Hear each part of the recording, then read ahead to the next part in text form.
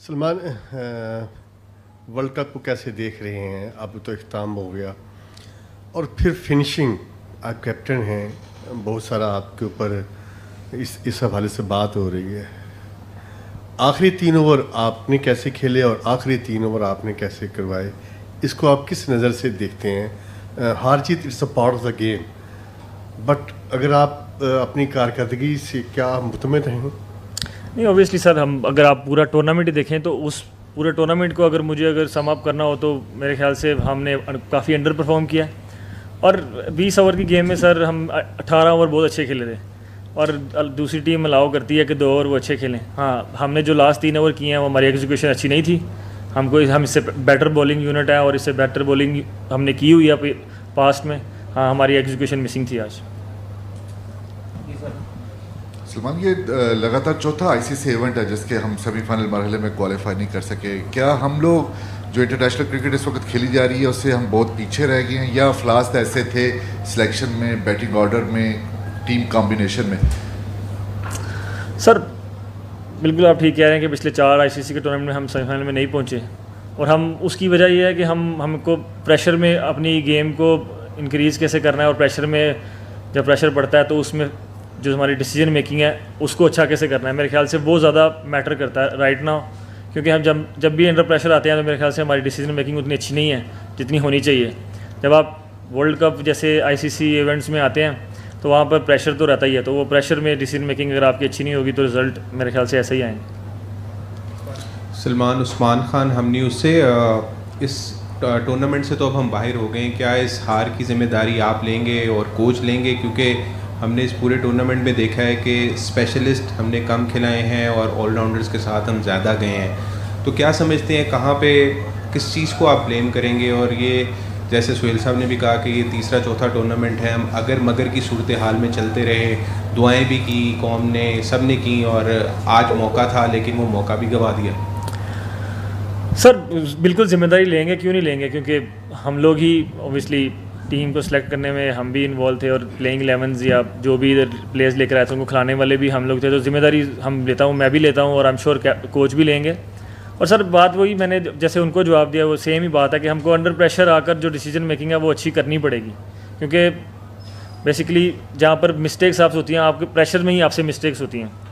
तो और ICC events में तो प्रेशर, हाई प्रेशर रहेगा ही, क्योंकि आप दुनिया की बेस्ट टीम से खेल रहे होते हैं और एवरी गेम वेरी इंपॉर्टेंट होता है। क्योंकि आप एक गेम हारते हैं तो ऐसा लगता है ऐसे अब टूर्नामेंट से बाहर हो जाएंगे, तो वो मेरे ख्याल से अंडर प्रेशर जब आते हैं तो उस टाइम डिसीजन मेकिंग अच्छी करनी पड़ेगी हमको।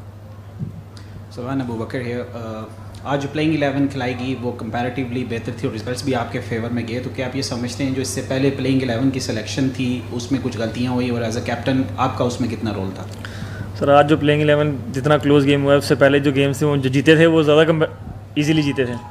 लेकिन सर हम कंडीशंस को देखकर और जो सिचुएशन हमारे सामने है उसको देखकर प्लेइंग 11 को बनाते हैं और कैप्टन और कोच मिलकर ही बनाते हैं। और हम लोग ये नहीं देखते कि कौन से मैच में कौन से प्लेयर्स खेल सकते हैं, हम ये देखते हैं कि सिचुएशन क्या है और कंडीशन क्या डिमांड कर रही है, उस हिसाब से प्लेयर्स को खिलाते हैं।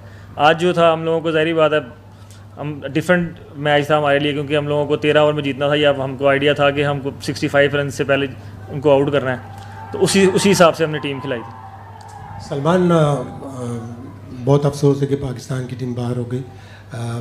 आपने एक इंटेंट शो की थी 3 नंबर पर आकर श्रीलंका वाली सीरीज़ में, लेकिन ये पूरा टूर्नामेंट आपके लिए भी बहैसियत बैटर भी अच्छा नहीं गुजरा। तो आप समझते हैं कि आप खुद कप्तानी से छोड़ेंगे T20 से या आपको क्रिकेट बोर्ड हटाए? सर बिल्कुल ठीक कह रहे हैं आप। मैं 3 नंबर पे आकर श्रीलंका सीरीज़, ऑस्ट्रेलिया सीरीज़ काफ़ी अच्छा खेला था और अभी उस वर्ल्ड कप में वैसी मैं परफॉर्मेंस नहीं दे पाया जैसी मुझे देनी चाहिए थी। और मेरे ख्याल से पूरे वर्ल्ड कप में साहबजादा के अलावा हम बैटिंग यूनिट हम लोग उतना अच्छा खेला नहीं है।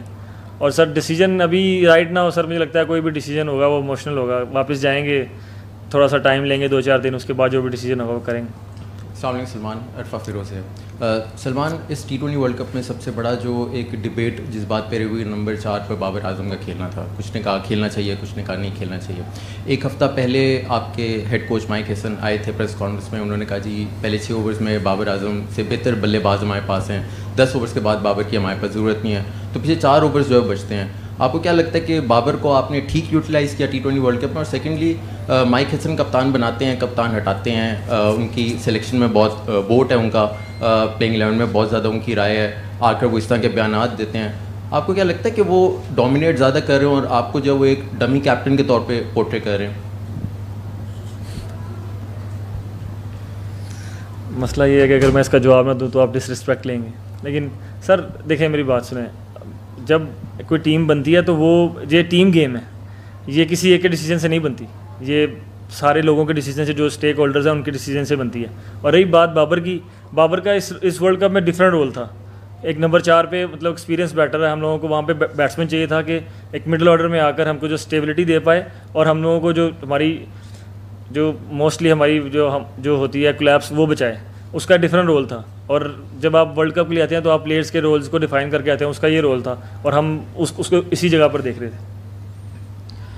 सलमान, आज के ओपनिंग स्टैंड के बारे में बात कीजिए, स्पेशली द डिसीजन फ़खर ज़मान को ओपनिंग में खेलने के लिए, और what went behind this and वो कैसे गया? आई मीन द एग्जीक्यूशन तो आपने देखा, it was very good, but again from 176 for no loss and then what happened after that, तो why don't you explain both of this? ये हम लोगों को आइडिया था कि जब हम यहाँ आ रहे थे तो हमको पता था कि अगर हम पहले बैटिंग करते हैं या बाद में बैटिंग करते हैं तो हमको जो पावर प्ले को यूटिलाइज़ करने के लिए फ़खर जैसे प्लेयर की ज़रूरत पड़ेगी। और साइम की उस तरह अच्छी फॉर्म भी नहीं थी, तो हमको लगा था कि उस जगह पर हमको फ़खर को यूज़ करना, और उसने आउटस्टैंडिंग बैटिंग की आज।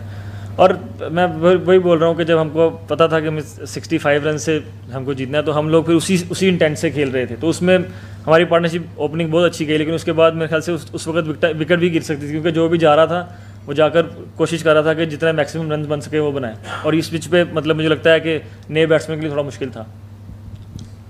Salman, when you got past 200, what were your thoughts about whether you'd be able to keep Sri Lanka to the score you needed to advance? Of course, when we scored 200, we always knew 148 we're going to defend, and we were thinking we can do that. But you gotta give credit to Dasan the way he batted as well, and Ratan Aike as well. I think they both batted brilliantly. But we did put pressure on them, but they batted well as well.